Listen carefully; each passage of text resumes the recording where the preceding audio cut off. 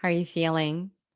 If you're tuning in now and you're sensing some energy, that means this video is for you. What I'm about to share is for you. My invitation for you today is to become the Steven Spielberg of your life.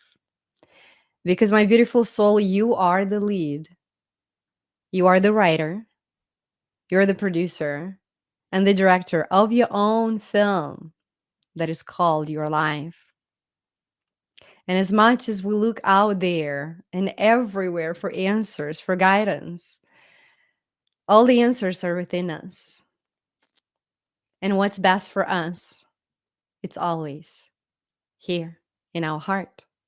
My intention for you is by the end of this video to find the way to discern between the thoughts that you're hearing every day and your intuition, that gut feeling, that life force, the prana, the chi that is fueling you to do what you're meant to do. So I know this is a busy time in your schedule, and I invite you to stop everything and join me now if you feel that in your heart. Our thoughts create our reality. And I used to hear this all the time. And I'm like, okay, how do we stop our thoughts? How do we stop this voice that we've been listening to for 10 years, 20, 30, 40, 50, 60, whatever you are in your life right now? And the truth of the matter is, we can't. We can't stop the thoughts. What we can is filter through it and align ourselves to a vibration that is not as dense, that we don't hear the collective thoughts. There are fear, stress, confusion. I'm going to share with you a story just so you can understand or understand how much the thoughts that we hear in our head, the one that sound like that voice that we've been hearing our entire life, it's not even ours. So I met a friend of mine a few days ago, and I pick him up in the car, and I'm getting this ideas, these thoughts that I'm hearing, something about my belly that is not perfect or whatever that is, right? Some ideas that there is not right. So feeding into those thoughts for a second, I begin to tight up my belly, and I begin to become aware. What did I eat today? Did I work out today? Where did I skip? And all this like slippery slope, right? So in that moment, for a few seconds, I wasn't present. Fast forward, about 15 minutes later, I hear my friend sharing how he's concerned about where he is weight wise, and he really wants to do everything possible to shed that extra weight on the belly. Now, to my amusement, I realized just in that moment that the thoughts that I was hearing that were sounding like my voice had nothing to do with me.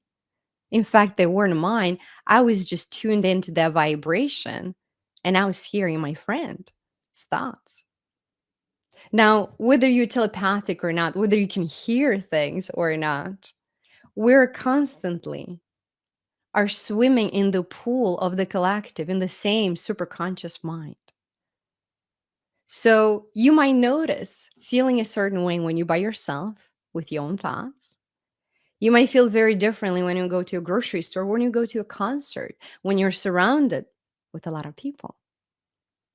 And you begin to listen to these thoughts and take it as yours. And a lot of times, those thoughts are very limiting. You can't do this. You can't do that.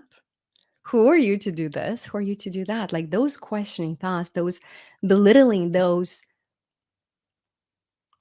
down putting thoughts that we listen to every day. And I'll tell you another thing. If you had a friend that was advising you this way, you would have broke up with that friend a long time ago.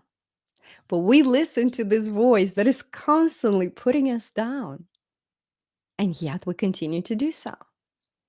My invitation to you is to fire that friend now. So how do we discern about between the thoughts, they're ours, the thoughts of the collective, and the intuition? How can you really tell which one is what? Great question. And that is a question that I want you to ask yourself as well. Because when you tune in into your gut feeling and you get the guidance, do this, do this, do that, and you feel fired up and inspired, you don't even know why you're doing the things that you're doing, but you're so guided and you just know into your heart that this is it. That is your intuition, the fire, the life force, the chi, the prana. If you don't feel it right now, I invite you to get up and start moving, start shaking, do breathing exercises, anything to get yourself from the mind into the heart. Okay, so you can stop those thoughts. And which ones are your thoughts versus the thoughts of the collective? My beautiful angels, your thoughts are only the ones that you consciously choose to think about. So you sit down, you're like, I am consciously choosing to think about the water that I'm about to drink. And I'll take a sip. That was a conscious choice, conscious thought.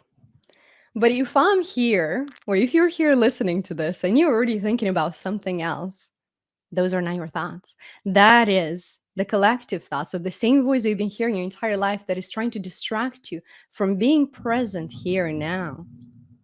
And stop doing a million things at the same time because our mind is linear. It can only work on one thing at a time, full heartedly, 100%.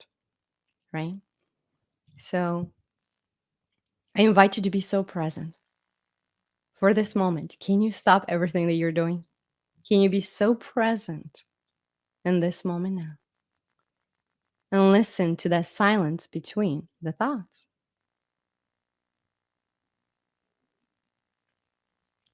When I began meditating, let me say about 12 years ago, a friend who introduced me to meditation said, try to find the silent moment between the two thoughts.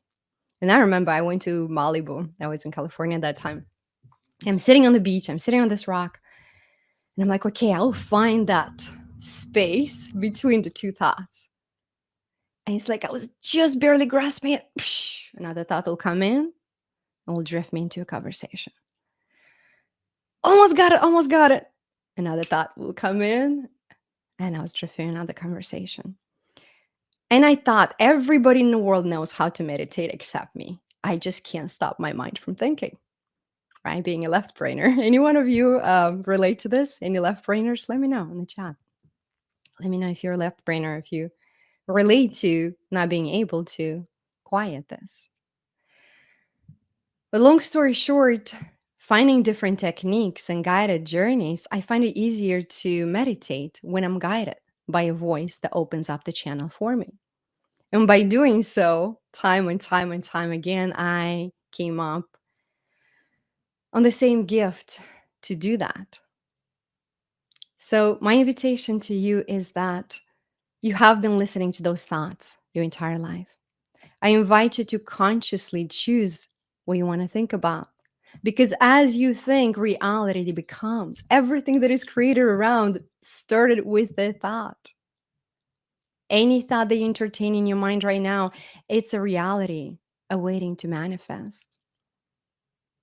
I invite you to choose your thoughts so wisely. And the moment you get rallied up into a conversation, into some thoughts, having a conversation with anyone from the past, from the future, whatever that is, stop yourself and ask, did I consciously choose to have that thought right now? Is this the most important way to use my energy right now? Or do I need to be present with whomever, or whatever I'm doing in this present moment? We need to stop being puppets to our subconscious mind. We need to stop being puppets to those thoughts. They're not even ours. I empower you to be so present in the now. And if you are interested in that journey, that will open up your ability to meditate and find that balance, find the light within you, then if you look below, join our soul healing newsletter as I have a special guided meditation, a guided journey for you. And if you feel called, I invite you to join our soul family, join the journey of becoming the master of your own thoughts, of your own reality, of your own life. My name is Veronica Parks, and it's been my absolute pleasure and honor to share these moments with you. I'm looking forward to hearing your questions, comments, and how are you lowering the volume of those thoughts and choosing to be a conscious being and that beacon of light in your life?